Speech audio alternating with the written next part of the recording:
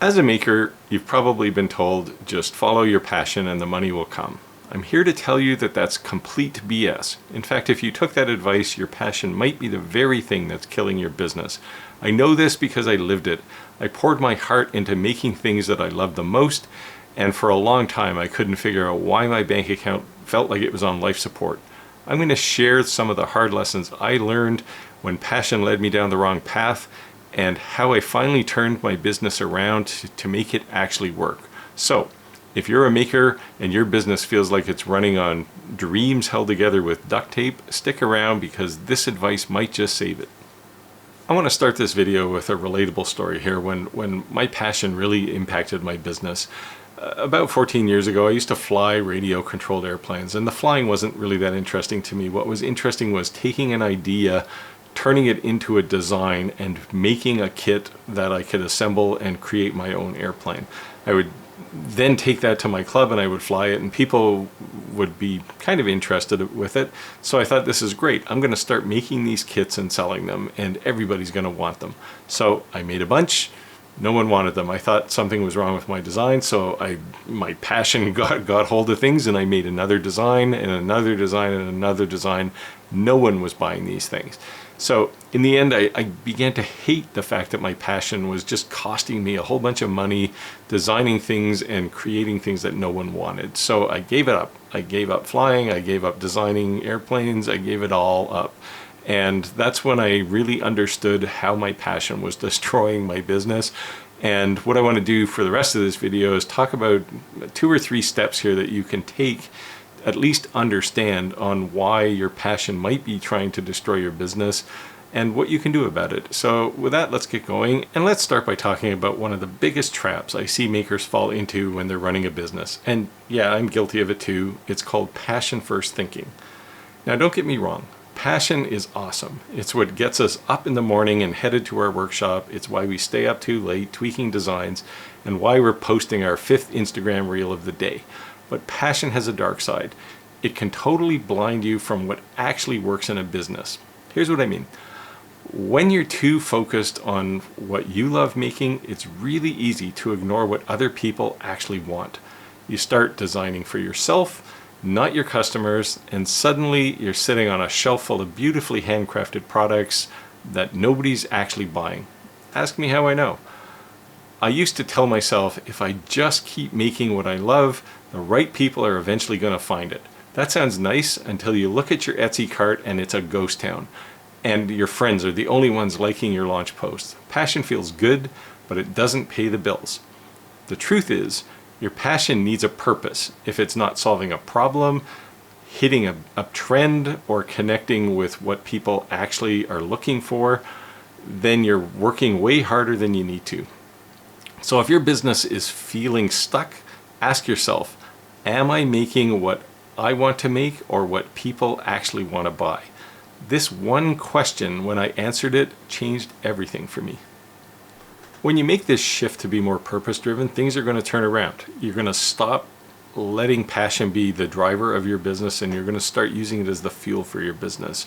Passion's still going to be important because it's what keeps you focused on improving your designs and growing your maker skills. But if your passion is the only thing steering your ship, you're going to end up making products that only you care about, and you're going to be left wondering why your business is lost at sea.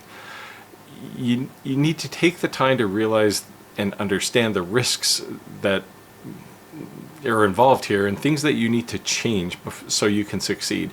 The mindset that I personally had to make was to realize that the products that I loved creating weren't the things a lot of people wanted to buy. I had to swallow my pride and accept that I can't only make things I love. I have to solve problems, fill market gaps, and create things that other people see value in or are demanding. It's a tough step to make, actually.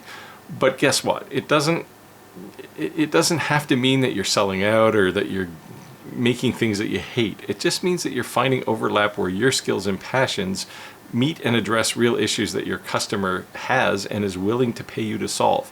For me, that involved tweaking my favorite projects so that they were more giftable, providing products that were easier to personalize, and optimizing all of my creation process so that I could be more competitive on pricing and tempt those impulse buyers. Small changes, but they had big business impact.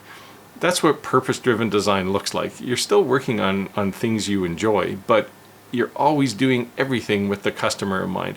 Because when you serve people well, your business starts to serve you back. And that's the most important thing you can have when you have a business.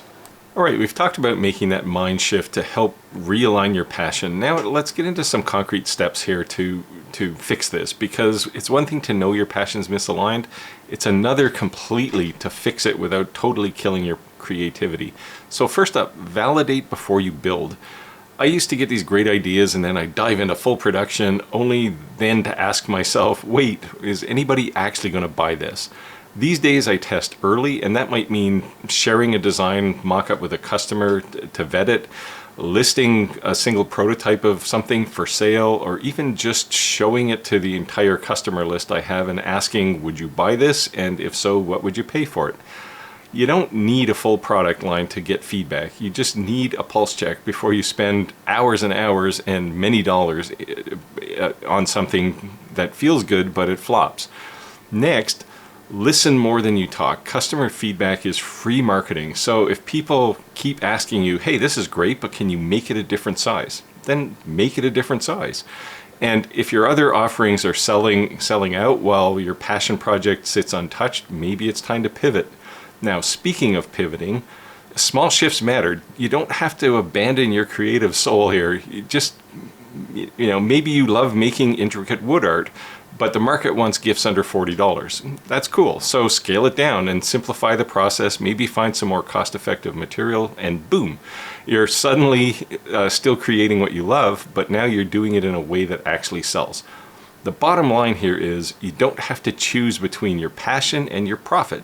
You just have to be willing to test, listen, and adjust. And that's how successful businesses are built. And that brings me to the final thoughts I want to leave you with here. If your maker business feels like it's stuck, especially in this current economic situation we're in, well, you're definitely not alone, and it doesn't mean you're doing everything wrong. It might just mean your passion needs a bit of guidance. So you don't need to give up your passion and become a boring, soulless product machine. You just need to start aiming your creativity at the people who are ready and willing to pay for it. This was the turning point for me, and I realized I could still make a lot of the products I loved, but I had to meet the market halfway. And once I did, things finally started clicking. So if you're chasing passion and it's not working, maybe it's time to stop chasing and start steering. Your passion's a powerful tool. Just make sure it's pointed in the right direction and make sure it pays off. And hey, if any of this hit home, leave a comment down below. Let me know what you're struggling with on your own business. I'd love to hear the story. And if you found this helpful, then click that like button and consider subscribing. I'm happy to share more of my own maker business journey if anyone finds it valuable. And with that, I'll wind down and I'll say get out there, make your world, and I'll see you next time.